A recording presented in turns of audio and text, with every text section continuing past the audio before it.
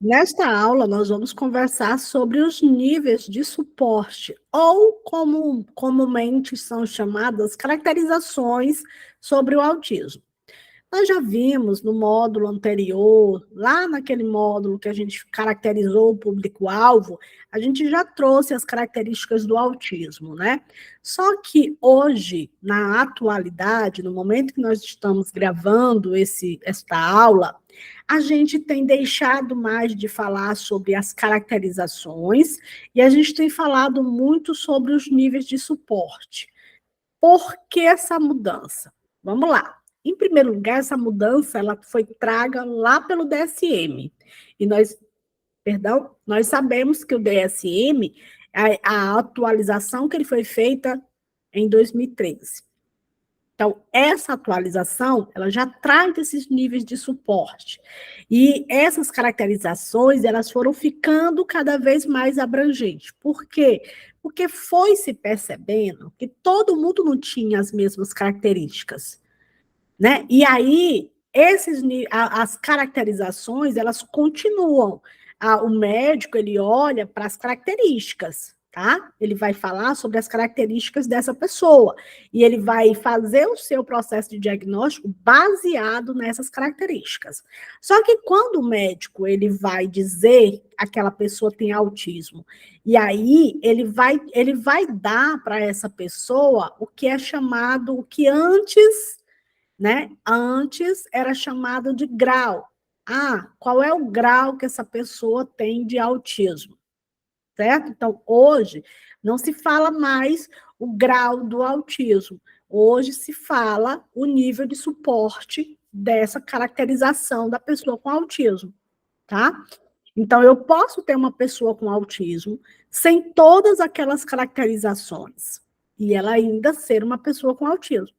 Tá? Nós já falamos um pouquinho no módulo anterior sobre o processo de diagnóstico, e o processo de diagnóstico do autismo era muito complexo, porque se queria encaixar nas pessoas com autismo todas as características do autismo, né? E foi se percebendo que não, que essas caracterizações, elas têm algumas características básicas, e aí eles classificaram, né? Em 3 aspectos, é tanto que esses aspectos não se espera que seja na mesma intensidade. Por exemplo, comunicação. É só a pessoa que não fala? Não. Existem autistas que se expressam muito bem, que falam sem nenhum problema. Tá? Então, isso é muito importante. Daí, o que se entendeu? Nós temos as caracterizações comuns, nós vamos ter essas caracterizações em pessoas autistas, mas que elas vão se comportar de forma diferente. E que mais um outro detalhe, essas características, elas vão mudando durante a vida da pessoa com autismo.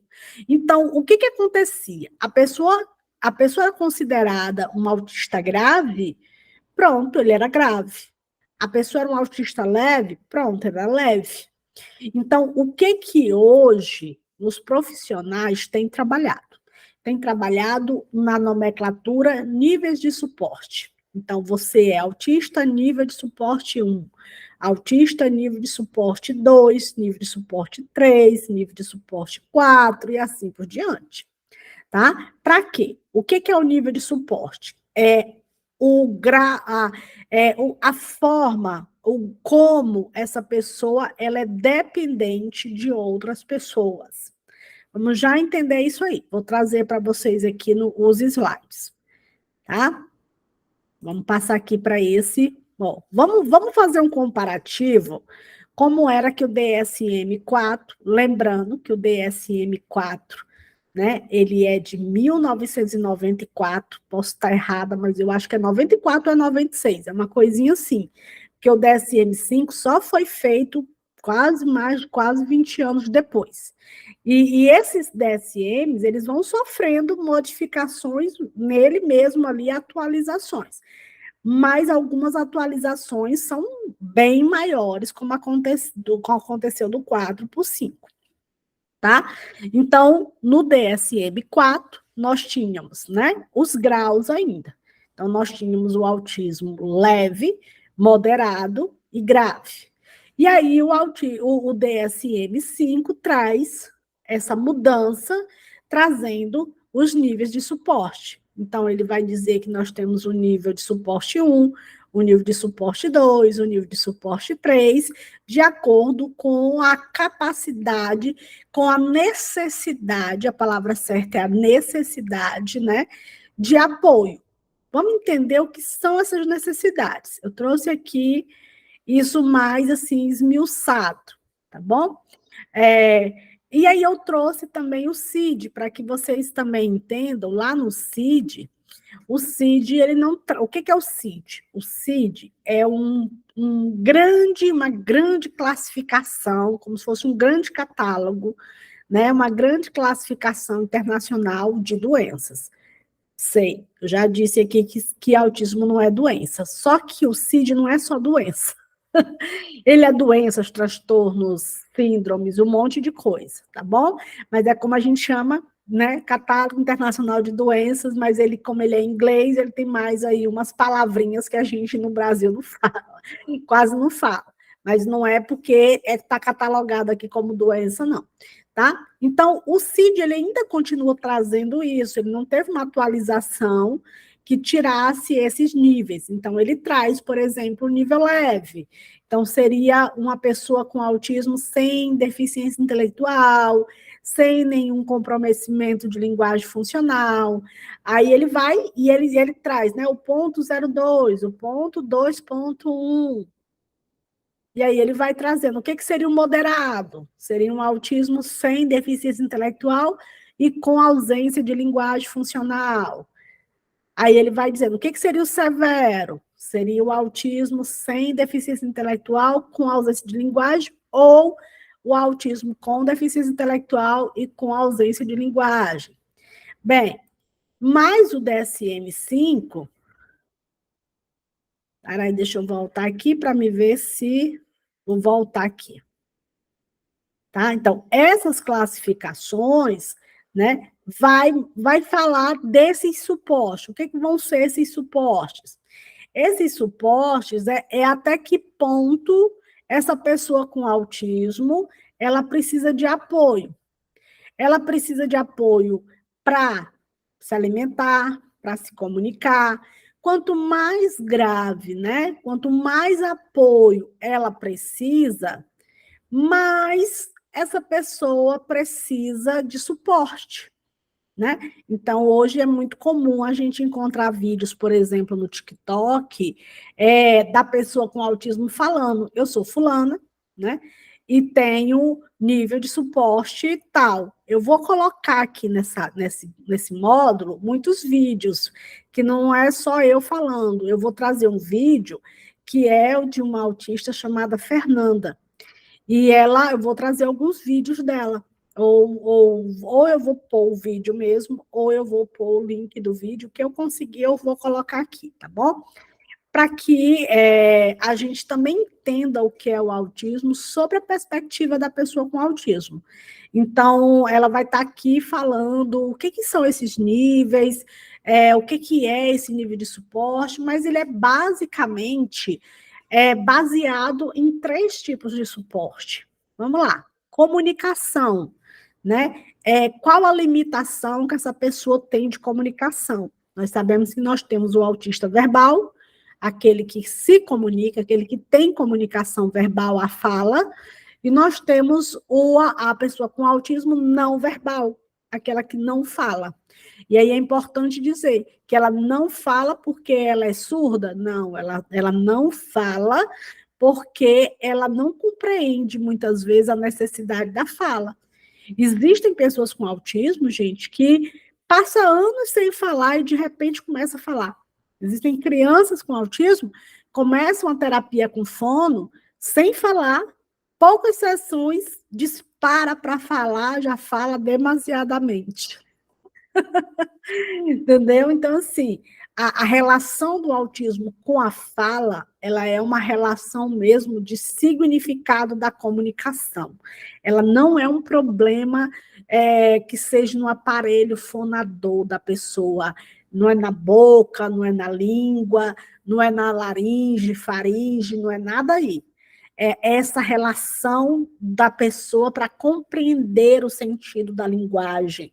Por isso que a gente precisa mediar isso, né? A gente precisa incentivá-los a falar, a compreender, a ensinar para eles o que é a linguagem, tá? Então, é um nível de suporte. Então, se essa pessoa não se comunica, ela precisa de ajuda, tá? Então, o que o DSM vai falar que é comunicação, né? É a limitação dessa reciprocidade emocional e social, dificuldade de compartilhar interesses, estabelecer uma conversa, limitação a esses comportamentos de comunicação não verbal, usado para interação social, variando entre comunicação verbal e não verbal. É a limitação de iniciar, manter e entender um relacionamento com variações das dificuldades e adaptações de comportamento para se ajustar nas situações sociais, compartilhar brincadeiras imaginárias, ausência de interesse por pares.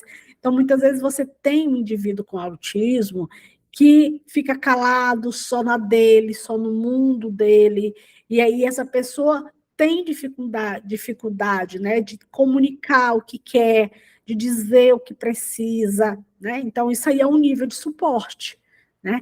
Já é um nível, quanto menor comunicação essa pessoa tenha, maior é o nível de suporte que ela vai precisar, né? Então, quanto menor o nível de suporte, mais autonomia essa pessoa tem. Maior o nível de suporte, mais dificuldade ela possui, tá? Outro ponto são os comportamentos, né? Se essa pessoa tem comportamentos de mutilação, de agressão, se ela tem com muitas estereotipias, se ela tem muito, né, esses movimentos, nós vamos já falar o que são as estereotipias, o que são as ecolalias, se essa pessoa tem um comportamento muito restritivo, né, um comportamento muito fixo, é aquela pessoa que tem dificuldade de entrar na escola, tem dificuldade de ficar dentro da sala de aula, e essa pessoa ela não consegue permanecer dentro daquele lugar muito tempo, ela não consegue, dentro daquela sala, manter um padrão de comportamento adequado, né? E o que é um comportamento adequado? É aquilo que a gente espera, que o indivíduo consiga saber a vez de falar, saber a vez de executar uma tarefa, de interagir dentro da aula, participar.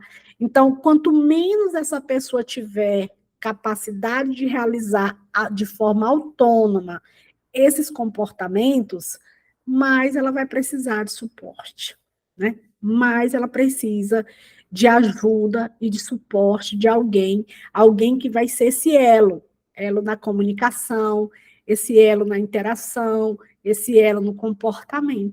E aqui no comportamento, né, nós ainda temos os comportamentos ruins. Então, nós temos as birras, os choros, os gritos, a agressividade. Eu vou deixar para falar mais à frente, porque é um tópico mais para frente, tá? Mas também aqui entra nos níveis de suporte. Se essa pessoa tem muita dificuldade dessa contenção, não sabe como conter, né, esses impulsos, não sabe como resolver os conflitos, tudo isso entra nesse nível de suporte de, de comportamentos, tá bom? Dentro desses comportamentos também, gente, a gente tem as altas instabilidades sensoriais, que alteram o comportamento da pessoa com autismo, né? Essa pessoa fica disfuncional. Então, daqui a pouco, nós vamos conversar sobre esse cérebro, sobre essas disfunções sensoriais, sobre como isso altera e causa crises, birras, né? Causa muita coisa disfuncional para a pessoa com autismo. Mas também a gente pode falar se essa pessoa tem dificuldades alimentares, se essa pessoa tem dificuldades de locomoção. É sempre bom falar que a legislação ela prevê esses cuidados para a necessidade desses cuidados especificamente, entenderam?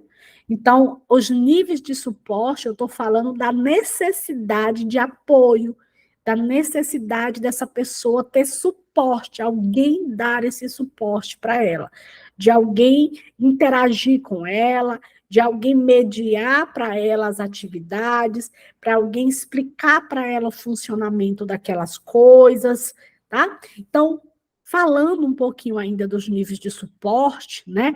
A gente tem pessoas no nível de suporte 1 que aparentemente elas podem parecer que nem têm autismo, tá? E aí isso é muito comum, essas pessoas passarem muito tempo até sem o processo de diagnóstico. Por quê? Porque por exemplo, a gente tem um tópico aqui que é para falar sobre os adultos, eu vou trazer um vídeo de uma pessoa adulta com autismo falando sobre autismo, e ela vai falar sobre isso, porque como ela era nível de suporte 1, ela não parecia uma pessoa autista. Então, os médicos não fechavam o processo de diagnóstico, né? E é muito comum isso acontecer por essa pessoa não ter as características típicas do autismo, ela não ter aqueles movimentos, ela não ter, ela ser uma pessoa verbal, ela não ter características físicas no rosto, né? Aparentes, que taxe ela como uma pessoa com autismo, que ela não tem a cara de autista, né?